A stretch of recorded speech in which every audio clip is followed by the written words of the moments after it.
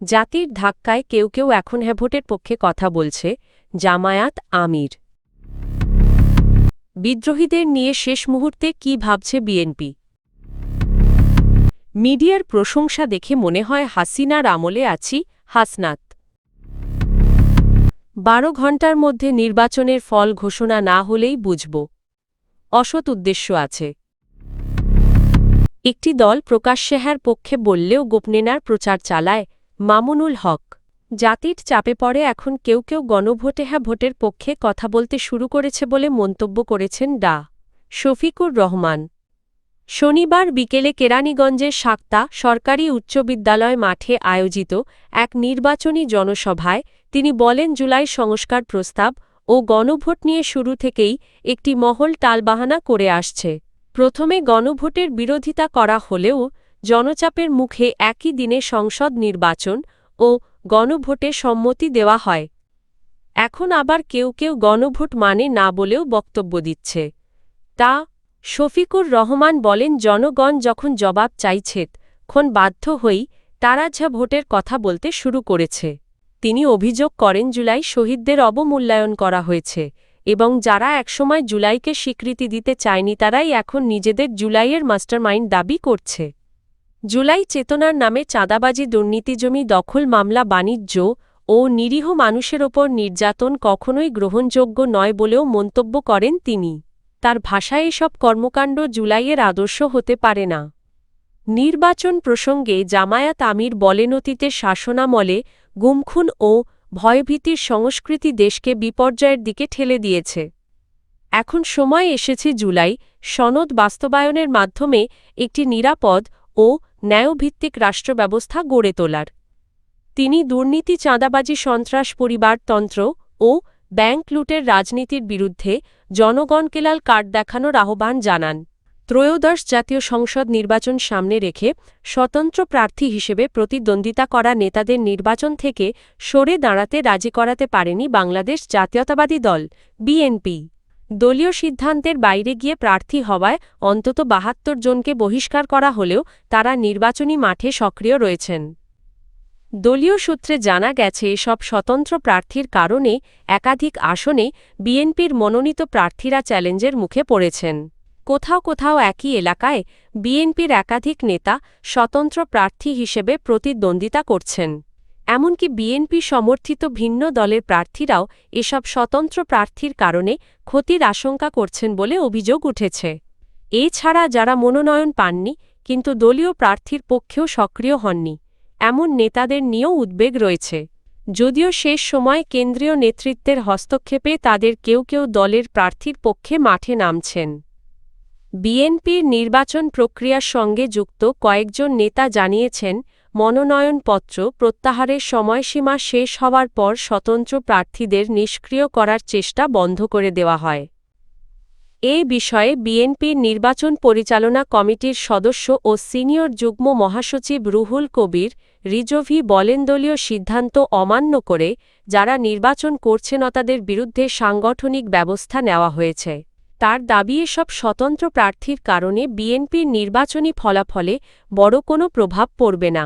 জাতীয় নাগরিক পার্টির এনসিপি দক্ষিণাঞ্চলের মুখ্য সংগঠক ও কুমিল্লা-৪ দেবিদ্বার আসনে জামায়াতের নেতৃত্বাধীন ১১ দলীয় জোটের প্রার্থী হাসনাত আবদুল্লাহ গণমাধ্যমের ভূমিকা নিয়ে তীব্র সমালোচনা করেছেন। শনিবার কুমিল্লার দেবিদ্বার উপজেলার গণেশপুর সরকারি প্রাথমিক বিদ্যালয় মাঠে আয়োজিত এক নির্বাচনী উঠান বৈঠকে তিনি বলেন, বর্তমান মিডিয়ায় প্রশংসাবন্দনা ও ইতিবাচক প্রচার এককেন্দ্রিক হয়ে পড়েছে, যা তাকে শেখ হাসিনার শাসনামলের পরিস্থিতির কথা মনে করিয়ে দেয়। হাসনাত আবদুল্লাহ বলেন, অতীতে সব ভালো কাজের কৃতিত্ব শেখ হাসিনার ঘাড়ে চাপানো হতো এবং সব ব্যর্থতার দায় বিএনপি ও জামায়াতের ওপর দেওয়া হতো। এখন বিএনপি সেই তালিকা থেকে বাদ পড়লেও জামায়াতকে এখনও দোষারোপের লক্ষ্যবস্তু করা হচ্ছে। গণমাধ্যমের পক্ষপাতিত্ব প্রসঙ্গে তিনি দাবি করেন, জুলাই মাসের ঘটনাবলীকে সে সময় স্বাভাবিক পরিস্থিতি হিসেবে উপস্থাপন করা হয়েছিল, যার ফলে জনগণের মধ্যে গণমাধ্যমের প্রতি আস্থা কমে গেছে। তিনি বলেন, এই অনাস্থার দায় গণমাধ্যমকেই নিতে হবে। হাসনাত আরও অভিযোগ করেন জুলাই আন্দোলনের সময় নিরাপত্তা সংস্থার প্রভাবের কারণে কিছু টেলিভিশন চ্যানেল খবর পরিবর্তন করতে বাধ্য হয়েছিল এবং এজেন্সির দেওয়া স্ক্রিপ্ট অনুযায়ী শিরোনাম ও সংবাদ প্রচার করা হতো। তার দাবি ৫ আগস্টের পর একই গণমাধ্যম আবারও পক্ষপাতমূলক আচরণ শুরু করেছে। বিএনপির স্থায়ী কমিটির সদস্য ও ঢাকা-৮ আসনের দলীয় প্রার্থী মির্জা আব্বাস বলেছেন, নির্বাচন শেষ হওয়ার সর্বোচ্চ ১২ ঘণ্টার মধ্যে ফলাফল ঘোষণা না হলে এর পেছনে অসৎ উদ্দেশ্য আছে বলে মনে করবেন তিনি। শনিবার রাজধানীর নয়াপল্টনে এক নির্বাচনী মতবিনিময় সভায় মির্জা আব্বাস বলেন, নির্বাচন শেষ হওয়ার ২ থেকে ১২ ঘণ্টার মধ্যেই ফল ঘোষণা করা সম্ভব। এর বেশি সময় লাগলে নির্বাচন প্রক্রিয়া নিয়ে সন্দেহ তৈরি হবে। তিনি স্পষ্ট করেন, ফল ঘোষণা না হওয়া পর্যন্ত বিএনপির কোনো পোলিং এজেন্ট কেন্দ্র ছাড়বে না।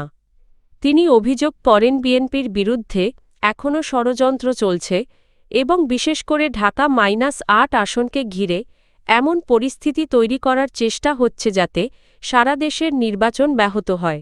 তবে তিনি ও দলের নেতাকর্মীরা ধৈর্যের সঙ্গে পরিস্থিতি মোকাবিলা করছেন বলে জানান। ব্যবসায়ীদের উদ্দেশ্যে মির্জা আব্বাস বলেন, শুধু ব্যক্তিগত সমর্থন নয়, প্রতিটি ওয়ার্ড ও বাজারে ভোটারদের সঙ্গে কথা বলে বিএনপির পক্ষে জনমত গড়ে তুলতে হবে। তার মতে শুধু একটি আসনে জয় নয়, সারা দেশে বিএনপির বিজয় নিশ্চিত করাই মূল লক্ষ্য। তিনি আরও বলেন, দীর্ঘ ১৭ বছরের আন্দোলন ও ত্যাগের বিনিময়ে এই নির্বাচন এসেছে। এটি কোনো দান নয়।